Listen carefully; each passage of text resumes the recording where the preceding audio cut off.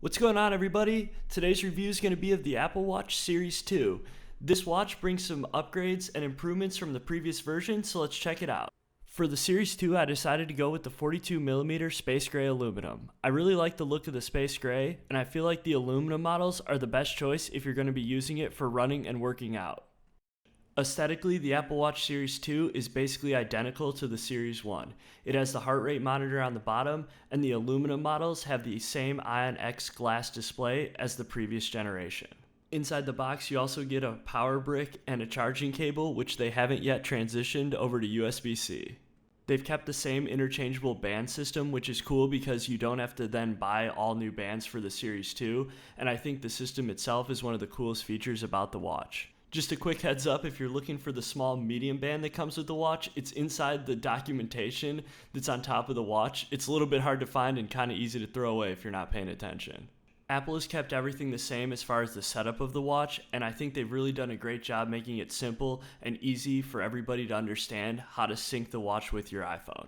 There's a new prompt in the setup for the GPS route tracking, which is one of the most exciting new features of the watch. Once you input the settings and go over the permissions, the watch syncs with your phone. It's a pretty simple process and doesn't take very long. Apple didn't change the design of the Series 2, but I don't think they had to. I think the watch strikes a really good balance between a sports watch and then a watch you can wear around town. It doesn't look overly sporty or too much like a dress watch, so I think they found a really good balance and I'm glad they stuck with it. The performance was one of the biggest drawbacks to the original Apple Watch. The hardware mixed with the original watch software was just plain slow. With the new watchOS 2 and the better processor in the new Series 2 Apple Watch, the performance is definitely much better. It's still not perfect, but it's a huge improvement. Since most of the new features of this watch are based around running and working out, I wanted to find out if this thing could seriously be used as a running and fitness watch. They've added some cool features like waterproofing and the ability to lock the watch face during swimming, but it's weird. They add these little features, but then they leave out huge functionality that you would need if you wanted to make this watch your everyday watch for running and working out. When you go to start an outdoor run, it doesn't give you any indication of whether or not you have a GPS signal or not on the watch, which is something that you would really generally want to know before you start your run. When your run is uploaded to the watch and you check it on the activity app, you also can't see much data aside from just your pace splits and your average heart rate. The app shows some promise, but they need to do a lot of work integrating some of the data feeds together, such as pace, heart rate, elevation, and weather conditions, instead of just showing them all as separate.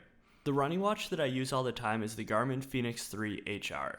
Although this is a more serious running and triathlon watch, I just wanted to compare how the data from its basic sensors like GPS, elevation, heart rate compared against the Apple Watch. The interesting thing was the Apple Watch really held its own. The GPS data, the heart rate, and most of the other sensors seemed pretty accurate and in line with the Garmin. The big problem with the Apple Watch is you just can't see any of the data on the watch itself. They force you to go to the app to find all of the information, and I think that actually is the biggest drawback between that and the Garmin. Overall, I think Apple has the opportunity to make the Apple Watch Series 2 a great workout and running watch. Right now, I really wouldn't recommend it for running and working out because the data is just too hard to find. I think once they get a better handle on making the data accessible and integrating it together, then I think it'll be a great choice for anyone looking for a basic, simple running watch that's also a great smartwatch. Hope you guys liked the video. Thanks for watching, and see you next time.